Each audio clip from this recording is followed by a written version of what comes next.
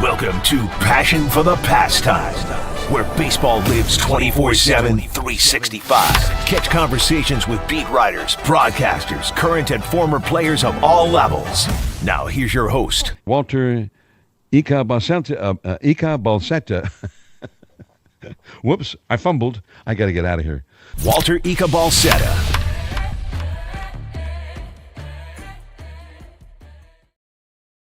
Yo, what is up, everybody? Welcome to Passion for the Pastime here, the last day of March. We are approaching April, which April Fool's Day is tomorrow, which is the anniversary of the guy that is going up against the Giants this evening, the anniversary of his no-hitter that he threw last year, Ronel Blanco. He threw that no-hitter on April Fool's Day, which I thought somebody freaking like hacked into Twitter as it always happens. I thought it was a joke, but no, he threw a no-hitter. But anyways, we'll get into that matchup here in a little bit. But what's up, everybody? Welcome to Passion for the Pastime here on a Monday, starting off this week. We're coming fresh off of the opening weekend where the Giants won 2 out of 3, so they're right on schedule for how I thought that this road trip would start out the year. But what's up, everybody? Welcome on back to Passion for the Pastime. If this is your first time here, welcome.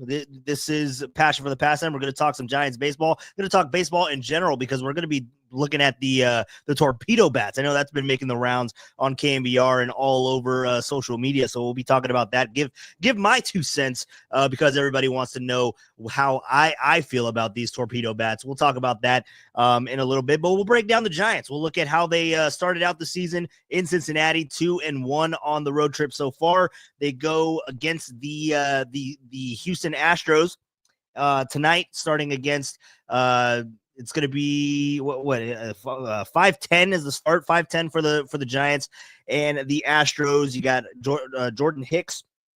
Oh, I got a phone call. Sorry about that. I got Jordan Hicks on the mound against the Astros, and then you have Ronel Blanco on the other side of things. We actually had Mauricio Dubon on the show today, which we forgot that he was still on the Astros. No, I'm just kidding. He won a Gold Glove not too long ago as a utility man. I didn't remember when they started doing that. But anyways, what's up, everybody? Good to see you all in here. I see Rockin' New Era. I see EB in here as well. Victor, what's up, Victor? Good to see you in here. Victor already given a declaration on a 500 road trip and win the series at home. All right. Yeah.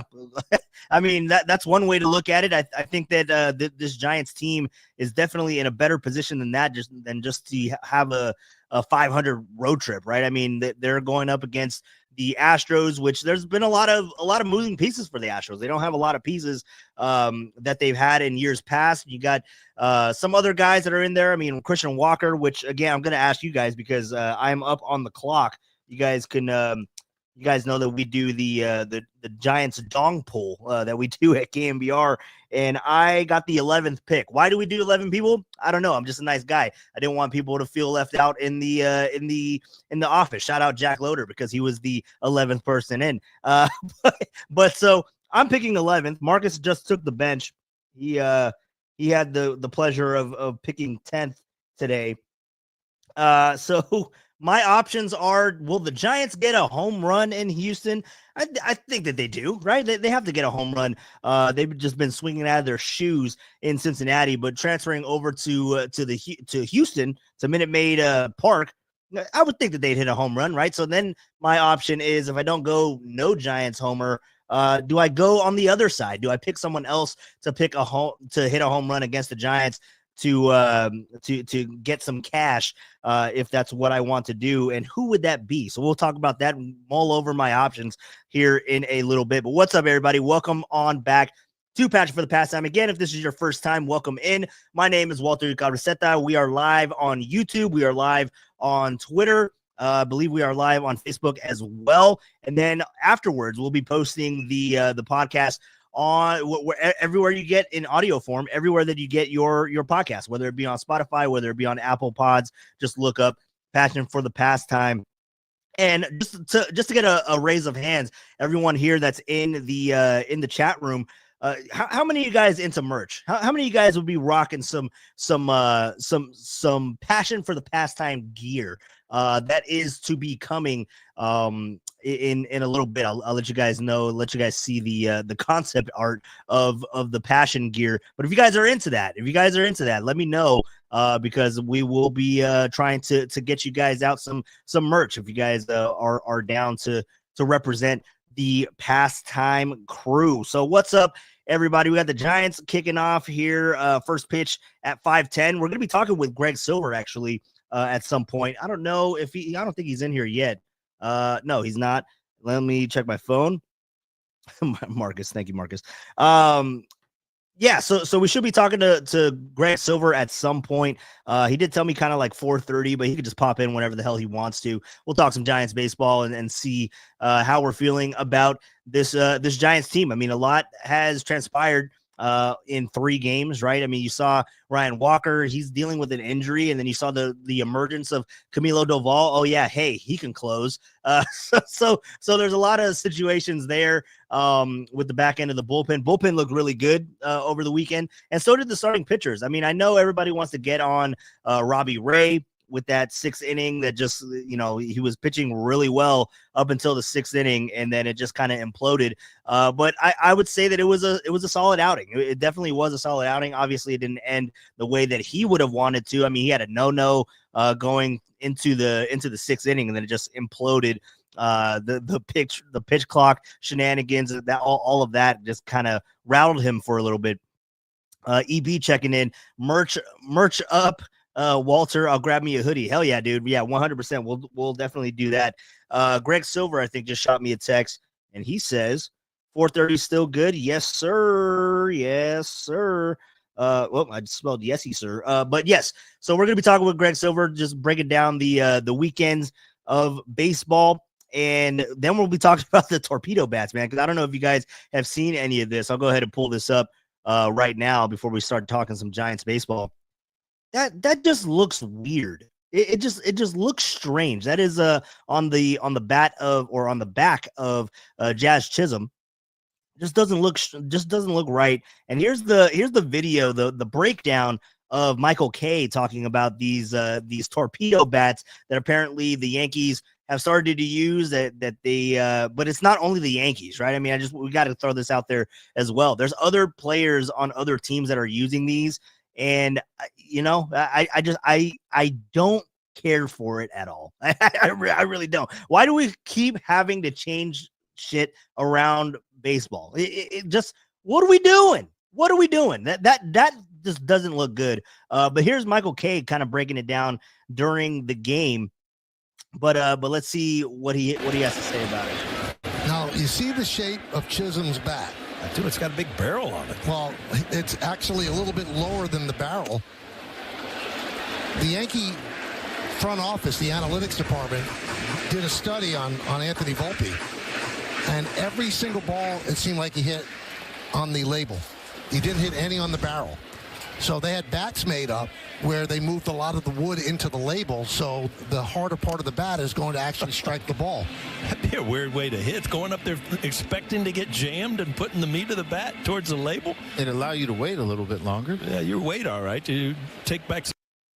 Yeah, it's not a good look. It's not a good look. It looks terrible. Although I did draft Anthony Volpe in my fantasy draft. I think it was it in the KNBR league? I can't remember if it was the KNBR league or my separate draft. I think it was the KNBR league actually with Anthony Volpe. So I'm not too mad at it, but Jesus, man, these things look hideous. And just I guess what we look to is it a form of cheating? But it isn't, right? I mean, it kind of looks like it is, but it's not, because it's still within the guidelines of how thick and how big the barrel of a bat can be, and the dimensions and all that kind of stuff. So there isn't really anything else to talk about it. There isn't really anything else to go on with the torpedo bats.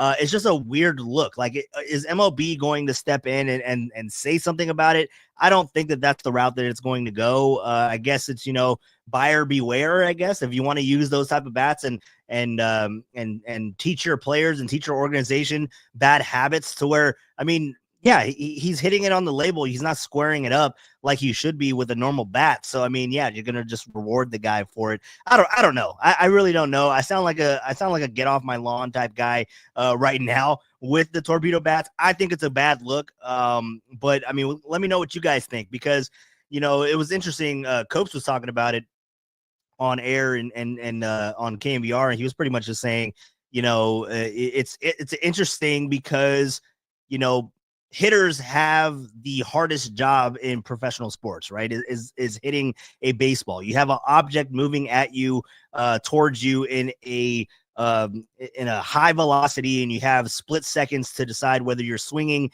or not, and then you have to make contact. Then you have to make good contact. So, it's a difficult thing, right? So he was all for, if it's going to be an advantage towards the hitters, that he's okay with it, because they're already at a massive disadvantage in his mind, right? And he's right to a point. I mean, to have to sit there in the batter's box and have to decipher, is this a ball, is this a strike? You have to look at the velocity, you have to look at the location, then you have to square it up and get a good swing on it. It is a difficult thing. I mean, if you haven't gotten into a batting cage recently, try to do that. Try to do that at 75 miles an hour, and I guarantee you it will be a difficult thing. And then if you start to get good at that, we'll go up to 80, go up to 85, go up to 90. I guarantee you that is a hard thing to do. Yes, it's their jobs to do so.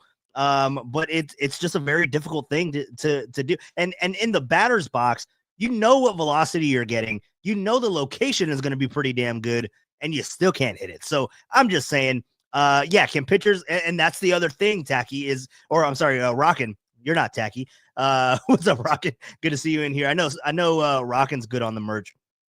Let's see, and Victor is good up on the merch too. Hey, Victor, let me know when you're coming out to the ballpark, man. I know you said July, but definitely let me know when you get out there. We'll link up, because I know you're in the Pacific Northwest. And you're not at the ballpark too often. So if you make it out there, let me know what series, let me know where your seats are at, and we'll definitely link up. But going back to Rockin', not Tacky. Don't offend me, Walter. Yeah, my apologies, Rockin'. Can pitchers go back to using spider tack? Yeah, see, and that's the thing. It's like, okay, well, you're giving an advantage to the batters. Why not have it to the pitchers? And the spider tack, I mean, that was contributing to higher velocity, right? It was contributing to a much higher spin rate than you were able to get with just a normal a grip on the ball, right? So you were getting more velocity, you were getting more spin on the ball, you were getting more movement on the ball. So it created a elevated playing field, or not elevated advantage for the pitchers versus the hitters. I mean, they still got to swing, they still got to make contact with it. And I guess if you're a pitcher and you have a guy that is using a torpedo bat, wouldn't you just want to pitch him away and not have him because if you have him stretch out and have to protect the other side of the plate, isn't he just going to hit it on the small part of the knob, like this little the torpedo part? And wouldn't that be less effective? I'm just saying. I mean, I think that there's another way to go about it. But spider tack, yeah, I don't think that that's the route that we got to go. It's just really interesting, man. It's definitely interesting to see the state of baseball and how it's ever changing, right? I was listening to the morning show talking about it when I was driving in this morning, and essentially, I texted Murph. I was just like, bro, I'm not watching Major League Baseball to watch the Savannah Bananas. You know what I mean? Which, by the way, I believe they're playing in San Jose. If you do want to go catch some Savannah Bananas, I guess now you can watch the Yankees with their torpedo bats. But if you want to go see the Savannah Bananas in San Jose, I think they're playing. No, I'm sorry. That's the Ballers. That's the Ballers. The Bananas came before. That's the Ballers. Excuse me. Sorry for mixing up my teams. The Ballers are playing on the second in San Jose. So if you guys want to go see that, Not the same thing, at all. But Savannah Bananas, getting back to my riff, damn it. If I wanted to watch that, I'd watch them. You know what I mean? I don't need that in Major League Baseball. That is all I'm saying. But if the Giants get a couple of bats and it contributes to Mr. Heliot Ramos hitting a couple extra home runs to make him that 30 home run guy, because that's something that we need to talk about, right? That's something that we need to talk about. That's going to be my segue away from the torpedo bats, away from everything else, is Heliot freaking Ramos. Let me pull myself up here in a big, nice square here for you guys. Heliot freaking Ramos is incredible. What he is doing right now, he's definitely proving the doubters wrong, right? I mean, he is coming in here, and there was a lot of question marks. I mean, we were talking about it all spring long, that we were talking about all these question marks that the Giants potentially would have, looking at their lineup. What happens with Jung-Hoo Lee? Who's going to be the power in this lineup? Can Heliot Ramos do it again? I mean, there was just questions on questions on questions looking at this Giants lineup. How would they be effective? How would they score runs? How would they win ball games? Because you can go out and pitch 6, 7, 8 strong innings of no hit ball, but if you're not scoring runs in that time frame, you're not winning ball games, right? So that was the big question, is how does this Giants team generate offense? And when you look to the individual players, there was a question mark with Patrick Bailey. There's still a question mark with Patrick Bailey. But those questions aren't going to be answered in March, April, or May. Those are questions that are going to be answered in July and August, right? Or even September, when we get into the stretch of the season with Patrick Bailey. That's the question for him, is longevity, being the catcher for 162. Obviously, he's not going to catch all 162, but he's supposed to be the catcher there for at least 130, right? So who gets you the other 32 games?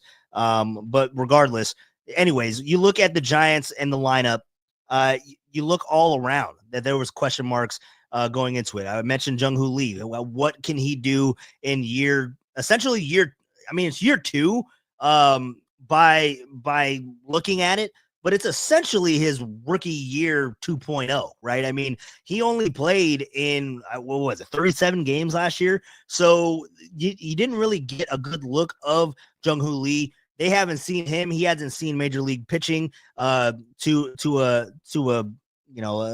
large degree right now. So there's still going to be an adjustment period with Jung-Hoo Lee. Now, I like what I saw with him last year, and I like the buildup, and I like what I'm seeing out of him now, right? I mean, I was watching the Giants game, and I know a lot of people are complaining on Twitter and on X, talking about, he's not a number 3 hitter. What are we doing? Like, he's always hitting into ground balls. He had an RBI, but it was a ground ball to right field, and then his other RBI was down the left field line. It's just, people were finding anything to complain about Jung-Hoo Lee, because he isn't the prototypical number 3 hitter with the thump, right? We all know that.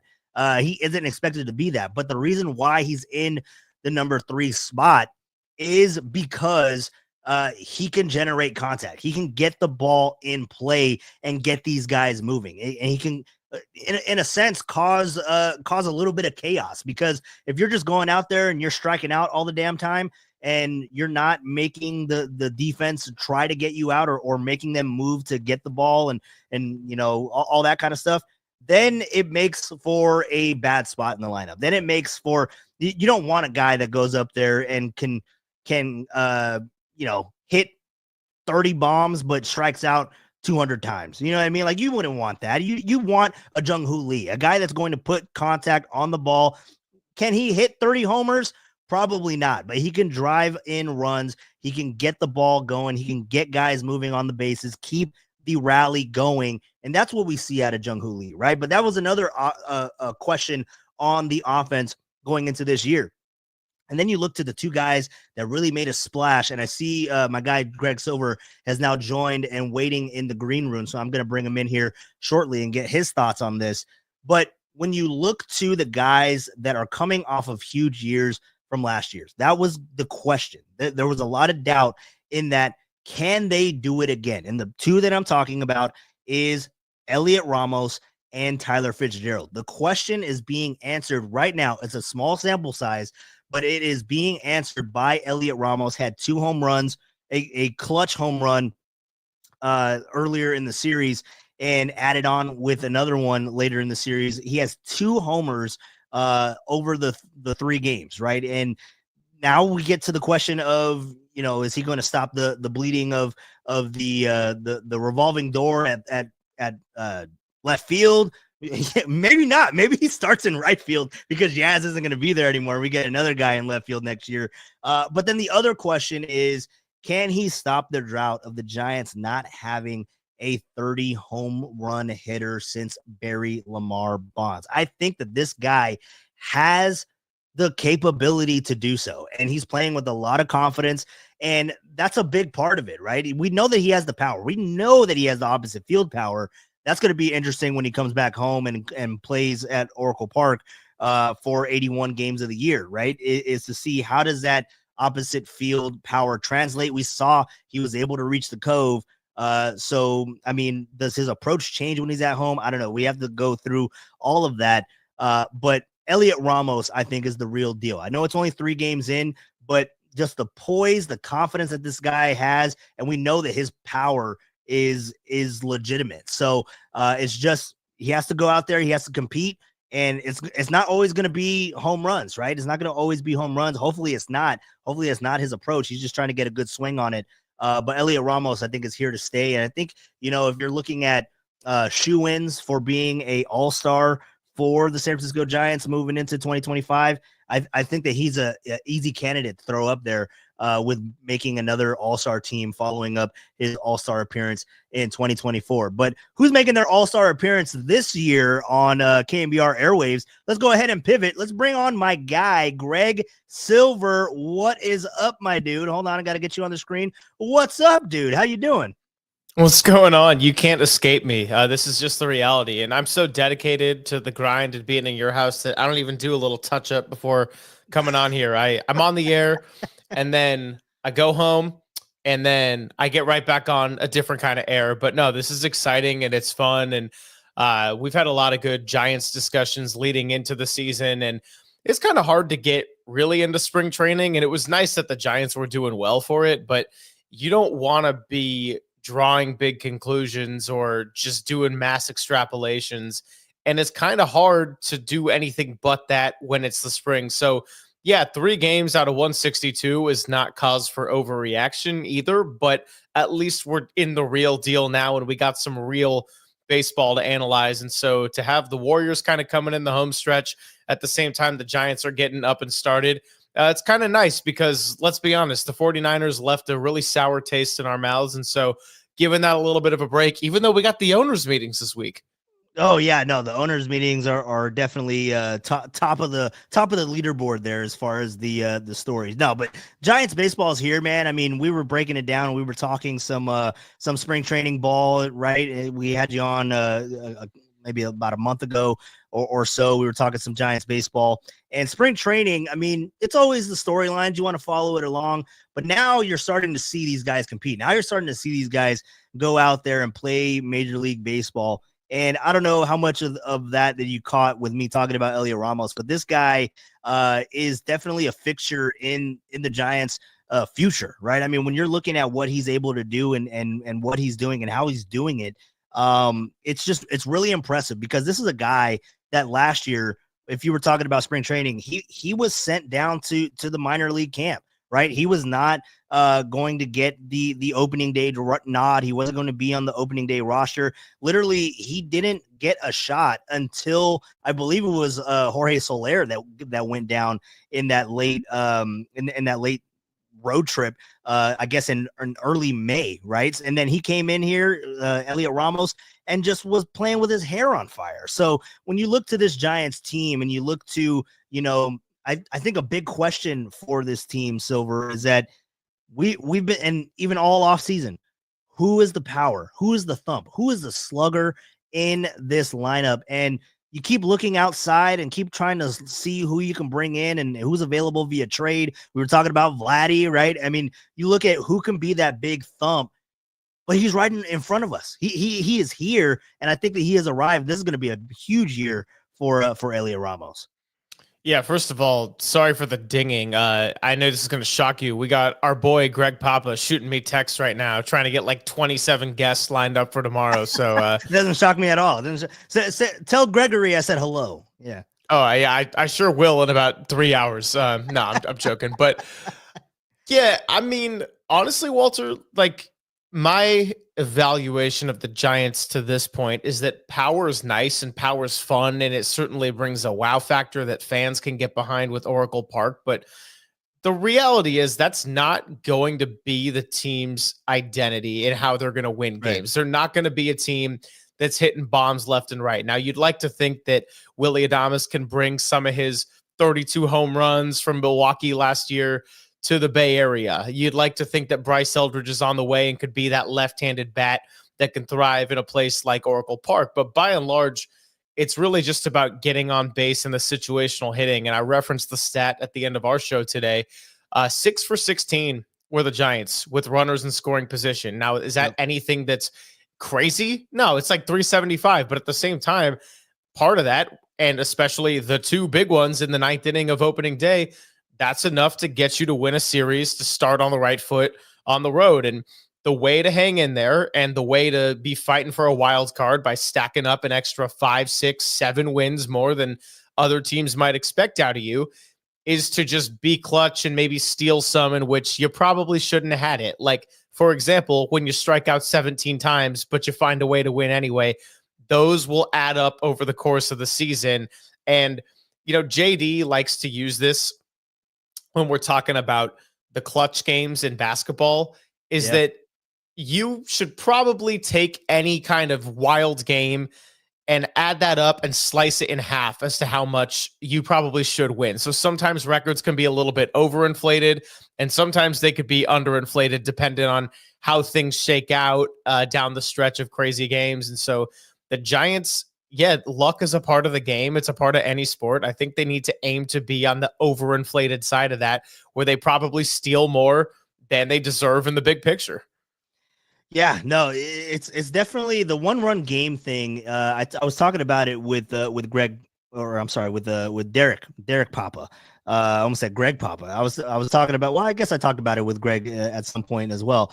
But with Derek, when we had our little summit last week with Stephen Langford with the Just Your Opinion Man show, Derek brought up the stat of the one-run games, right? And they were 500. They were 24 of 24, or I'm sorry, 24 and 24, not 24 of 24. That'd be incredible.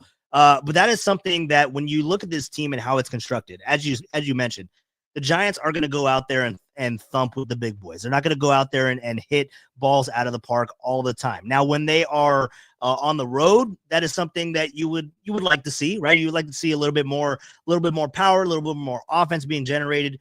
But when you play at home at Oracle Park, when that is your ballpark for 81 games of the year, you have to find ways to win.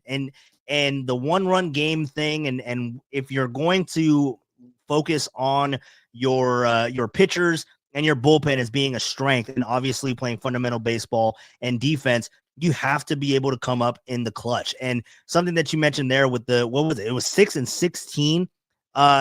I mean, what was that? 375, three something like that, 375 average. I would take that for the Giants, man. I know it's a small sample size, but there was times where this team just, and I remember doing it on the warm-up last year. There was time where this team was like 2 for 37 with runners in scoring position. It was atrocious. The offense was anemic. Now, can we get to that point at some point this year? Yeah, we can. We can love it right now. But no, I mean, the approach definitely looks a little bit different. I know it's a small sample size right now. And you'll be able to talk about that with Pat Burrell because you're going to be having him live on the field. I don't know if I told you. Did I tell you that? Am I breaking news to you? Well, John Curley let me know that was in the works, but he said don't put it on the air yet because we need to confirm. So, Oh, well, I'm putting it on the air. It's not you. But we'll confirm it. Pat Burrow will be with you on opening day at some point. He'll be on with you guys. You can ask him that question. What's the difference in approach 2025 versus 2024? But looking and why do you get credit? yeah, right. But this offense, man, it's going to be really interesting to see how it develops, right? I mean, looking at a guy like Jung-Hoo Lee, he's not a guy that is going to hit for a lot of power, but he's someone that puts the ball in play, and I think that's a huge reason why he's hitting in the 3-hole. So I want to get your thoughts on this because this is passion for the pastime after all, and this is your floor, but. Because I actually didn't run this one by you this morning. The way I've looked at the first weekend of the Giants, and it's hard not to do overreactions and constant flip-flopping, as I've realized doing 4 hours of radio every day. It's like the emotions change. You see different things, and you want to jump on whatever the topic of the day is. But the best way I can put it is that the question marks or the slow starts are definitely items that I would prefer relative to some other ones. And what I mean by that is if Heliot Ramos is going to start 1 for 11, I'm okay with that because he has enough of a track record of being who he is. And defensively, there's a lot less on his shoulders as long as you got a Matt Chapman by your side. And we all saw what he could do yesterday with the crazy double tag. Yeah, Rock and Noir. Do not get the Papas confused. It will upset both of them very, very much. Yeah, for sure. Yeah. So something like that doesn't have me quite as worried. Now, if Heliot Ramos was really struggling to start the year, or if Jung-Hoo Lee was striking out a bunch, or if Tyler Fitzgerald was striking out 2 to 3 times every game, that would probably raise some more eyebrows. And I wouldn't necessarily be overreacting to any of that, but a lot of the more important question marks or maybe players I need to see prove or reprove themselves, if you want to talk about Robbie Ray and Justin Verlander coming back from the injuries they've suffered, that has not rung any alarms. Whereas Lamont Wade and Willie Adames getting off to some slow starts, I can live with that because the more pressing question marks that I had going into the season, at least through one series, have not been raising any red alarms for me. Yeah, I mean, you're spot on with that because what happens with the professionals, right? What happens with the guys that have a little bit of girth on their baseball card, right? The girth leader. The guys that have a lot to go off of on the back of their baseball cards, you don't really worry about them too much because you figure at some point it's going to balance out. It's not going to be the first weekend. It's not going to be the first month. At some point, like when we're talking about it in June and July, things balance out. Right now, there is a fine line because even with those guys, especially if they're on new teams, like with Willie Adames, you don't want it to get to a point because it felt good that he got the sack fly and everything. I think that's great. And you're seeing him, he's not performing at the plate, but and then the other mishap with him trying to get Ellie De La Cruz off, which I don't fault him at all. Like, I mean, if you have an opportunity to get Ellie De La Cruz off of the base pads, you try to do that. But so there was that little hiccup for his defensive play. But I guess my point is when you're looking at guys like Willie Adames, right, and him specifically because he's on a new team, you don't want it to get to the point to where he's pressing because I feel like that's where we got with Jorge Soler last year was that he was brought in here. He was brought in here to be the thumb. He was brought in here to be the power. And then it starts playing mind games on you, right? I don't think Willie Adames, because just his personality, it doesn't seem like it would get in his head. And he's a happy-go-lucky guy. But if it stretches too long, right? Like where's the breaking point for a Willie Adames to where he starts to press a little bit? So yes, I'm not worried, but you do got to kind of massage a little bit of caution with Willie Adames. Again, I'm not worried about him at all. And like you were saying, with some of these other guys, with Jung-Hoo Lee and with Tyler Fitzgerald and with Heliot Ramos, right? Those are guys that you don't want them to get slow starts. You kind of want them to pick up how their spring finished and you want them to continue the success, right? Because right now, what they're going through is that they are trying to also prove to their teammates, but also prove to themselves that they belong in the show, right? So that can play mind games on you as well. So the questions right now, I mean, hell, we have one tonight, man. We have one tonight with Jordan Hicks, right? Because he's a guy that he wanted to be a starter, right? He was brought in from the Farhan regime, right? With the intent of being a starter. Never done it before. He did a fantastic job in his first 9 starts last year. Was one of the most unhittable Giants pitchers through those first 9 starts. I think his ERA was like a 1.34 or something like that. It was incredible. He was racking up the strikeouts, but then he fizzled out. And now he's going into year 2. You hope that he figured it out. But this is a big one, and he's going back home. He's pitching in front of his hometown, right? He's from Houston, so he's going out there. This is a big start for him. But this is also, as we were talking about these guys with the question marks, this is a tone setter for Jordan Hicks, and also not to throw more pressure on the guy and his first start of 2025. But there's guys waiting in Sacramento. I was going to have Zach Berry on today for the voice of the River Cats. We'll talk to him so next week. I'm the B team. Great. Yeah. You're the B team. No, I'm just kidding. But we'll talk to him next week. But the main point of emphasis is that, hey, this Giants starting pitching is supposed to be the strength of it. And if you're not going to live up to the other levels of what we have around you, the number 1, number 2, number 3, 4, 5 starters, we got guys in Sacramento that can do it. So it's really interesting to see how this all develops, but it's a tone setter tonight for Jordan Hicks. So how are you expecting him to take the ball tonight?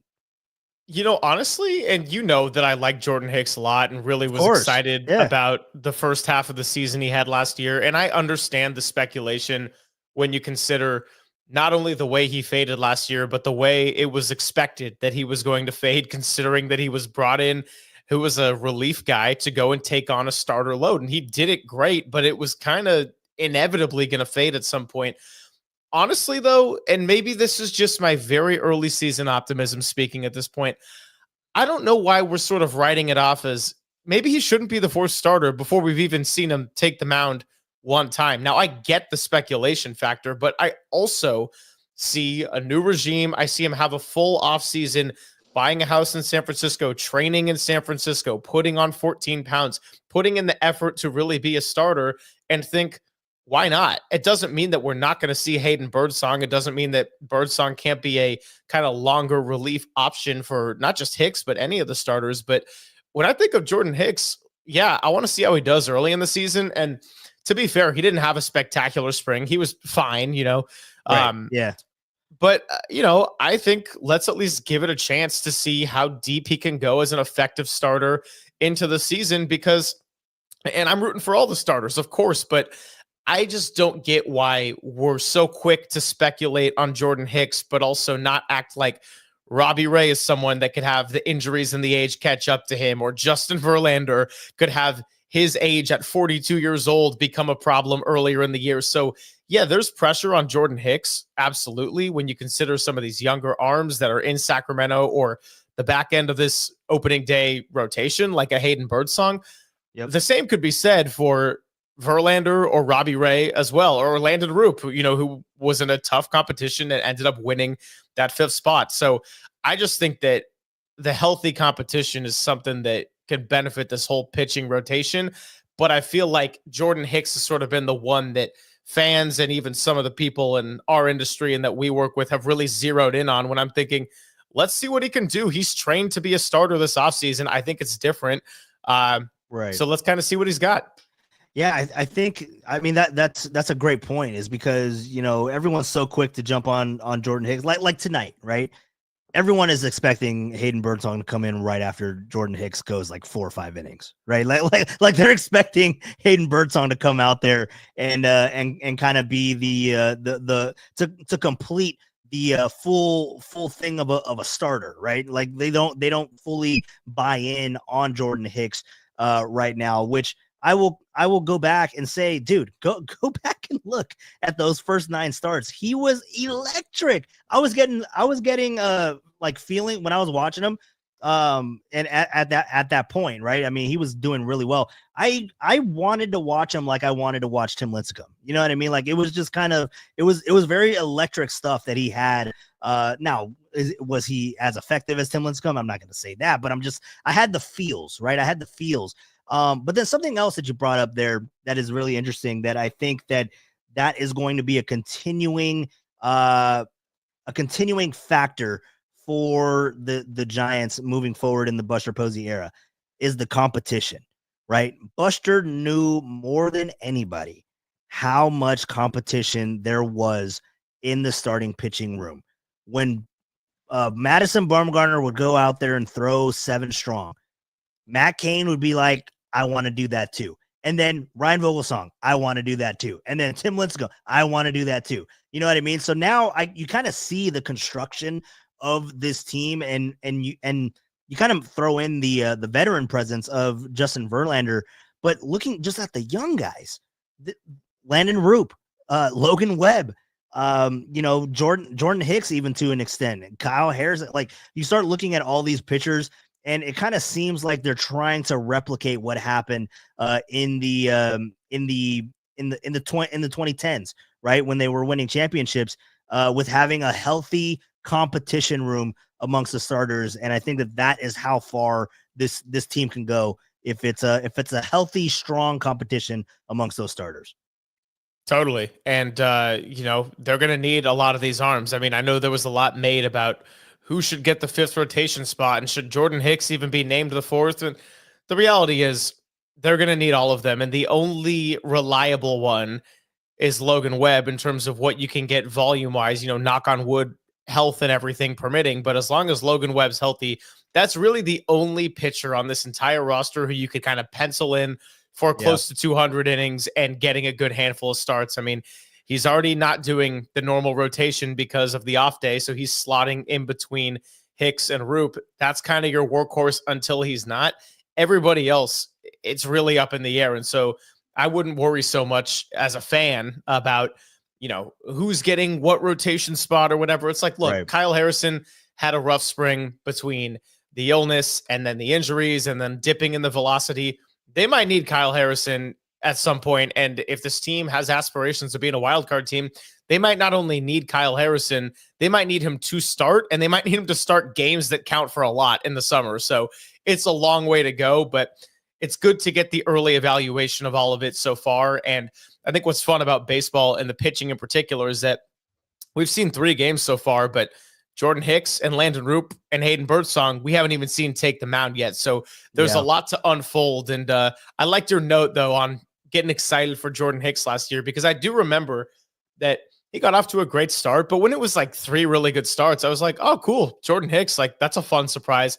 And then it got to a point where I was like, wait, what the hell? How is he still like clearly the second best pitcher on this team right now? Right. Yeah, no, dude, it was electric stuff, man. I mean, when you'd go out to the ballpark and you'd see him pitch, you were just like, oh man, this dude, because I had my reservations. I definitely had my reservations when they signed him, and not only when they signed him, but when they signed him and said, yeah, he's going to be a starter for us. He's going to be in the rotation. I'm just like, oh, damn, you didn't even throw it up to a competition or anything.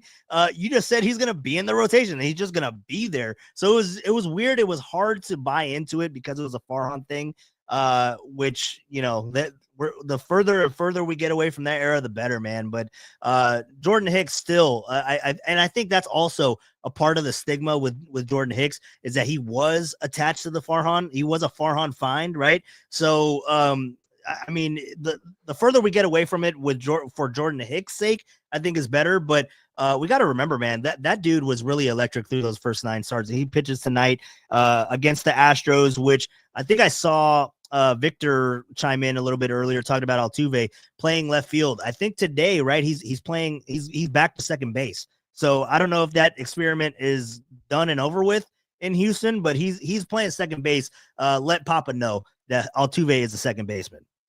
Oh, that was so funny. We had a whole I was discussion so pissed. I on the was so show pissed. about what was it, the highest paid second baseman in the league, and then Yeah.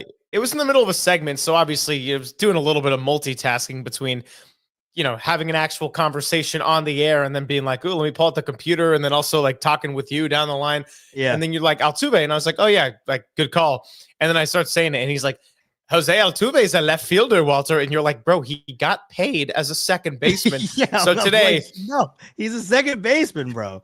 and then today, of course, he goes right back to second base, and you're just looking at me like shaking your head. I'm just like, are we going to tell him, or we're just going to let him have this one? Yeah, I'm like, no, he's a second baseman. Yeah. The second baseman is playing second base. Shocker. Anyways, no, dude, that's always fun. When I get you on the talk back button is always hilarious. I try not to talk back too much to you because I do have to realize you are on the radio with Greg Papa. So really quickly, because we are up against it here. Game starts in about 13 minutes. Not up against the podcast per se, but I got to get my pick in. I'm pick number 11 in our dong pool, Silver. Oh, Do you think that Ronel Blanco is going to have another no hit action? We're almost a year to the date that he threw his no hitter last year. He threw it on April Fool's Day, 2024. So this is his first start of the 2025 campaign. Is he going to no hit the Giants? Do I go no homers for the Giants in this one, or do I kind of double down on the guy that has hit a home run against Jordan Hicks, Christian Walker? Do I take the other side? Do I go Christian Walker in the dong pool? shoot. I probably go no home run, even though I took Wilmer Flores, and I'm very much hoping that he could get his third of the year. He took him fifth. Fifth for Flores. That's a good value right there. Yeah, I was deciding between Flores and Wade's a lefty, and Ronel Blanco's a righty, and Wade, you want to see him wake up at some point, but I totally messed up on Sunday when I was waffling between Adames and Ramos. I picked the wrong route. I should have gone Ramos, and I'm deciding that with that same thinking today, I'm going to go with the player that's been a little bit hotter. I got to see it from Lamont before I can start believing in Lamont, and I don't know how late of a night it's going to be to label late night Lamont. I mean, I suppose by the time this game's over, it'll be, pushing 9:15, 9:45 in Houston. So I don't know if that's late enough, but I feel like it's not, and then here we're talking about like 7:45. So I ended up going with Wilmer, hoping for bomb number 3 of the year. Dude, how about that? I mean, we spent so much time talking about, Jung Hoo Lee and so much focus has been on the younger guys, right? But the platoon right now at first base, Lamar Wade Jr., he'll come around, but I think that the Giants offense is predicated on his success, right? I mean, how if he can get on base and he can keep the train moving, I think that's huge for the Giants, for Lamont Wade, especially when he's leading off. But Wilmer Flores, dude, not only did he get me the win on it was opening day, right? He hit the opening day bomb. Yeah, but you got the win with Ramos. No, I got it with Ramos, but I'm saying like we as the Giants, a collective we got us the win on. Sorry, I wasn't sure if we were talking day. Baseball or gambling. Sorry, yeah, no, we're just going back and forth between our conversations. But no, Wilmer Flores, dude, just keeping it there. I mean, is he back? Are you believing in Wilmer? Are we going to let Bryce Eldridge kind of develop for a little bit longer because Wilmer's doing his thing? How are you feeling about that?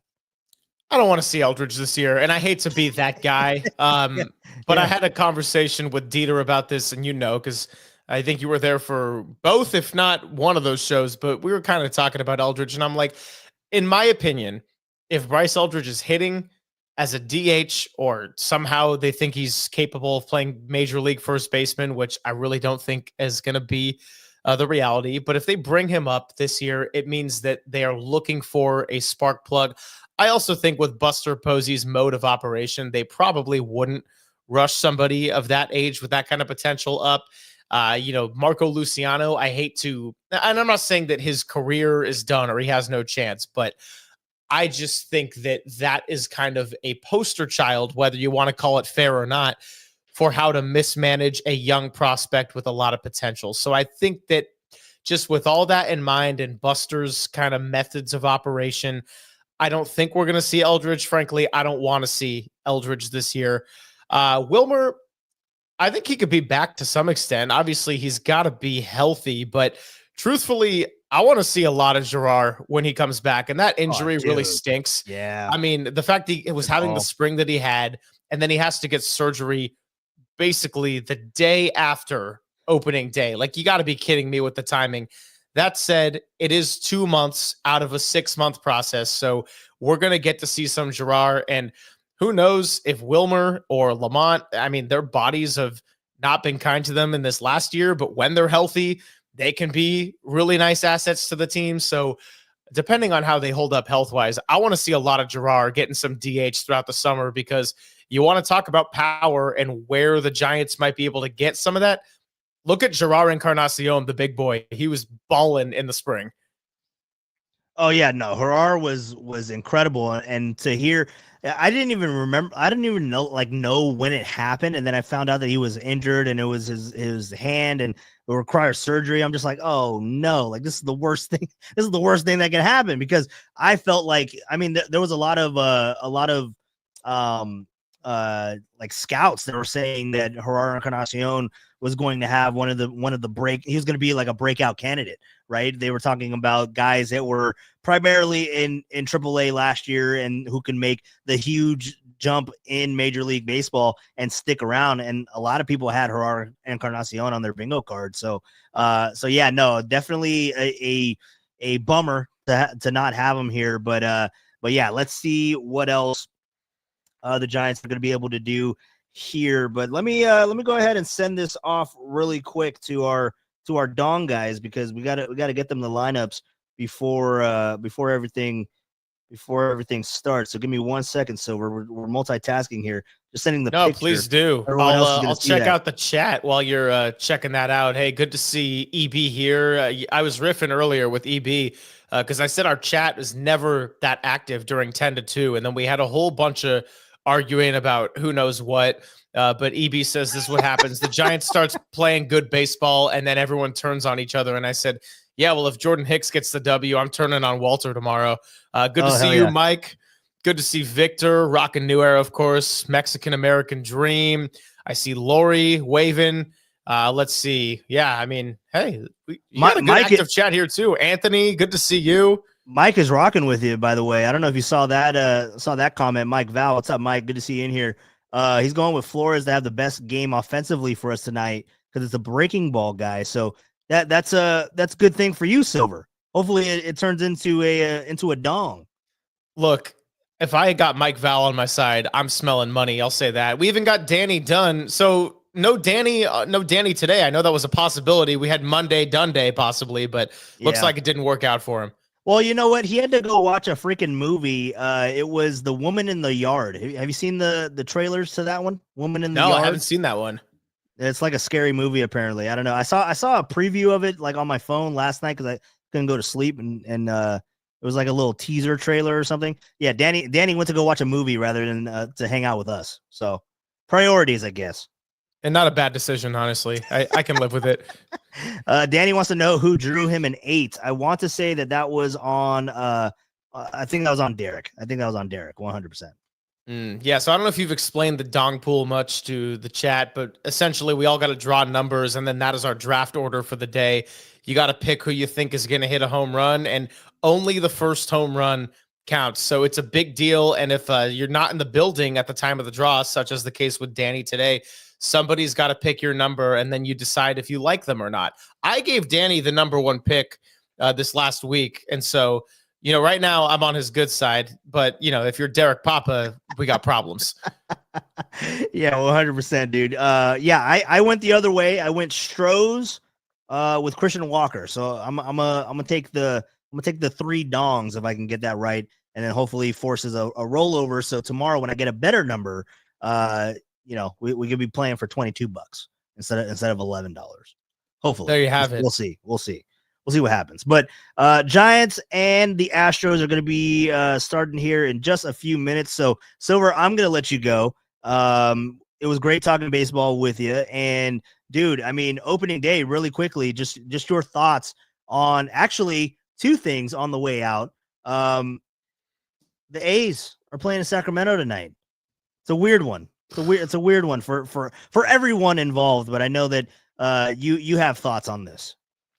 Yeah, thoughts on the A's. I would just say that I grew up near Sac, lived in Oakland for the first chunk of my life, and then moved out to Davis. And so a lot of my friends growing up are Sacramento Kings fans. They're really good fans. I would just say that I'm happy for the city of Sacramento. I think you saw when the Kings made the playoffs after 17 years and the way Golden One was with the Cowbells. That was awesome. So it's nothing against Sac, but also there's a lot of Oakland A's fans out in Sac, and I'm gutted for Oakland. I know a lot of people, it's mixed emotions for them too. We've had Matt George on the show a couple of times, and he grew up a big Oakland A's fan going with his grandmother, and now he works in Sac for ABC 10. So it's a really weird reality for him too. I hate it. I hate John Fisher. I feel terrible for the city of Oakland, and I know that if and when they get another professional sports franchise based out of there, that the fans are going to do them right. But what happens right now stinks. And if they end up in Vegas, I'll be going to Vegas with the Oakland A's flag and rooting against them. So yeah, that's kind of my unfortunate thoughts with this case right now. Yeah, no, man. I mean, it's a tough one for sure. Papa was saying at the end of the show, it's kind of like, this is reality setting in, right? And we have baseball in the Bay, right? We can go to Oracle Park, and we're gonna have opening day on Friday with the boys returning to take on the Seattle Mariners. But it still hasn't hit me because obviously I'm a Giants fan, right? I'm a Giants fan, but I'm also a baseball fan. Like, I don't know if you know this, Silver, but I used to go out to the Coliseum frequently. Like I used to be out there to see, because once upon a time, story time, kids, once upon a time, it wasn't a flex schedule. You didn't play everybody in Major League Baseball, right? Now we get the opportunity. The Yankees came last year, and now the Giants go to New York to play the Yankees this year, and then next year the Yankees come back. So we kind of have that rotation. But to see the Yankees and the Red Sox and my Jays, right? I had to go out to the Coliseum. I had to go see those other the players that I would never see at Oracle Park, at AT&T Park, at Pacific Bell Park, depending on what time frame you're talking about. You would go out to the Coliseum to go see them, and it was just a different atmosphere to watch a ball game at the Coliseum. Like, when you go to Oracle Park, you go there for kind of the aesthetic, right? You go there for the garlic fries. You go there for the slide. Like, you also go to there to watch a baseball game. But when you go to the Coliseum, you're a diehard. You go there to watch the game of baseball. So it still hasn't hit me yet. I remember I went to, I think it was the last year, right? It was the final opening day and it was me, Marcus, and Copes. We went out there to see Ohtani pitch. Or actually, no, it was 2 years ago. It was Ohtani was 2 years ago. He was with the Angels. Yeah, 2 years ago when he was with the Angels. So yeah, I don't think I was at the last opening day last year, but 2 years ago, and that was kind of my last time going there, because I was just like, this is cool. I know they're leaving. I'm good. You know what I mean? Like, I tried to go to a couple of games last year, but just wasn't able to make it out there. But it's gonna suck. It's gonna suck when the Giants are on a long road trip and you can't just go over to the Coliseum to go watch a ball game. So I do feel for the A's fans. I feel for that community, and it just sucks, dude. There's no other way to put it. It just really sucks.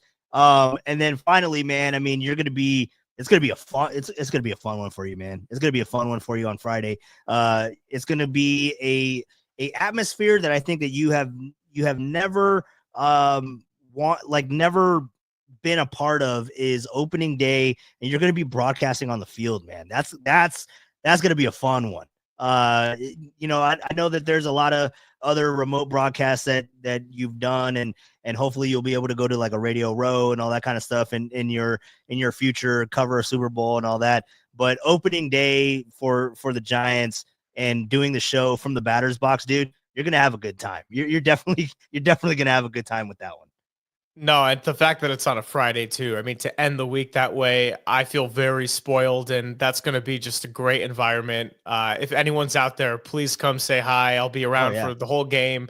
You're gonna double dip. You're gonna double dip. You gonna head on over to Chase after? Oh, good question. We'll have to see how many beers I have at Oracle after the show, of course. Good question. Good question. Dude. Yeah, no, it's gonna be fun. Opening day, and you'll be able to see Justin Verlander, bro, live and in person. Your first is that gonna be your first time seeing Justin Verlander? It is, yeah. Oh, yeah, just dude. to think that he hasn't even pitched in San Francisco since the 2012 World Series. I mean, everything about it's going to be strange, but also a good chance to just soak it in. And it's a future first ballot Hall of Famer and a champion and a 3-time Cy winner taking the mound. So doesn't matter if he has the worst game of his life or, a very unmemorable performance and something very average. I mean, it's Justin freaking Verlander. Yeah, dude. Yeah. What? Hopefully, we can see with our own two eyes and be in attendance for one of his wins towards 300. Right. He didn't get it this past time, but this next time out, hopefully we can get one for the veteran in the room. All right. Oh, of course. I mean, as much as Papa loves 262, we got to keep bumping that number up. Yeah, for sure, man. All right, well, dude, I'm gonna let you go, and I'm gonna say bye to everybody here on the podcast. But thank you for stopping by. It was definitely a lot of fun. We'll have to do it throughout the baseball season. And really quick, are you moving off of 83? Are you staying at 83? Is that your prediction? You're staying with it? Yeah, I'm going to stay with it. I mean, the whole point is to not overreact after 3 games, so I'm sticking with it. But again, would love to be wrong. I hope that you are wrong. I hope that we are getting like 95 wins this year. We're all too excited. It's 3 games. Thank you for knocking me down in reality. Hey, no, thanks for having me. We'll do this a bunch, and as I always say, I am passionate about the pastime. Oh, hell yeah, dude. All right, that's my guy, Greg Silver. I'll see you tomorrow, dude. And we'll plan some whip it out segments later in the week. It's going to be the Thursday thrip it out or something when we got a little bit of a longer show. Oh yeah, dude. No, I'm already scheming for the torpedo bats. I'm gonna squeeze that in there. Find a good question for you guys. I'll talk to you on Thursday with my torpedo. Yeah, Bye-bye. Yeah. I'm going to whip it out. All right. See you, Silver. All right. That is Greg Silver. That was a fun time to talk some baseball there. Giants underway currently. Let's see. Anything happen, chat? Anything happen with the Giants so far? Anybody go deep? Nope. It's the top of the first right now. You got Blanco, 2 outs. Jung-Hoo Lee. I think the top of the first is over. I think my app is delayed right now. But hope you guys enjoyed that conversation. I know that Anthony was really digging Greg Silver more so than anyone else that I've had on the show, which I think Tacky would come back and answer and say that he prefers Eric over everybody. But we love having Greg Silver on here. He knows his stuff. Definitely love to talk some ball with him. For sure. So we're going to continue to do that throughout the regular season at various junctures, right? I mean, this is opening day, opening weekend, over exaggeration weekend. But going into opening day on Friday with the Giants finally coming back to town. I mean, they got to get through this series against the Astros, which is underway right now with Ronel Blanco on the mound. You got Jordan Hicks going to go into the bottom of the first to see what he can do against Jose Altuve, Christian Walker, and Yordan Alvarez. Right? They gotta and Isaac Paredes. He's on the team as well. So it's going to be a fun one. You guys, hope you all enjoyed that episode of the podcast, and make sure to subscribe. Make sure to hit the like button if you liked the podcast. And if you didn't, I apologize. I'll do better next time. But you guys have a good one. We'll be back at it again tomorrow. Same time, roughly around 4:00, because the Giants are in Houston with a 5:10 start tomorrow, which will be Logan Webb. Again, if you guys are keeping track on everything, as I know you past timers are, Logan Webb's start is going to be starting on time. He will be kind of slotted in there, and Landon Roop will be pushed to the Wednesday start for his first start of the 2025 season. They're going to be having Logan Webb pitch on normal rest tomorrow. That is the 5:10 start against the Houston Astros. But right now, Jordan Hicks getting on the mound. I'm going to get on out of here. You guys have a good one. I see Tacky. What's up, Tacky? Good to see you in here as well as I'm getting out of here. But we'll be back at it again tomorrow at 4:00. Maybe we'll go a little bit later for that game as well. And then on Wednesday, just to let you guys know, just to fast forward, on Wednesday, we'll be doing a post-game show. And maybe we'll come in at the 7th inning or so, see how the game is going on that one and see what time I can get back out to the East Bay. Quite frankly, that's what it is predicated on. So you guys have a good one. Be safe. Tacky, Lori, Rockin', Anthony, AJ was in here as well. I saw EB in here, Danny Dunn stopping by. Thank you all, Victor, for stopping by as well. Thank you all for stopping by the podcast today. Remember to hit the like button, set your notifications. We'll be back at it again tomorrow. See how the Giants go. 96 on the sinker. Hell yeah, dude. Love that. I'm going to go watch Jordan Hicks, see him regain the confidence from the Giants faithful, the Giants fandom. Because dude, I'm telling you, if he can stretch it out, if he figured it out how to be a starter over 162, Jordan Hicks can be a secret weapon for this Giants pitching rotations. You guys have a good one. Be safe. Talk to you tomorrow. Again, we'll start at 4:00, around 4:00. Set your notifications. We'll be back here talking some Giants baseball and talking about this game tonight. Have a good one. Be safe. Talk to you then.